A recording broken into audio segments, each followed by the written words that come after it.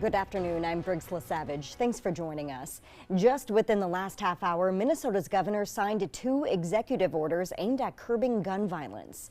Among other things, the pair of executive orders will create a statewide safety council, provide data on the impacts of gun violence on Minnesota residents, and spur new education programs on safe gun storage. The move comes nearly 4 months after a shooter killed 2 children and injured more than 24 others at Annunciation Catholic Church in Minneapolis, and the deadly shooting of Minnesota lawmaker Melissa Hortman and her husband back in June. In the weeks following those tragedies, Governor Tim Walz repeatedly said that he intended to call a special session on guns, but those plans fell apart when negotiations between Democrats and Republicans stalled. Now, today's move is not any kind of a ban, nor does it take any action on limiting gun ownership in Minnesota.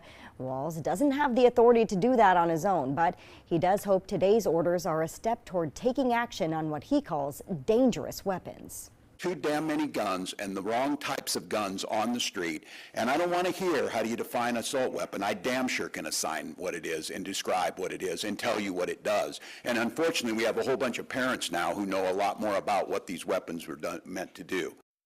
Well, the governor added that with a divided legislature, his administration will need, quote, courage from Republican lawmakers coming up in the 2026 legislative session in order to get more significant gun control measures passed and enacted. Now, we'll have much more on this story, including reaction from our local lawmakers on both sides of the aisle coming up tonight at 5. You can also find more information right now, including this morning's full press conference on our Northern News Now app.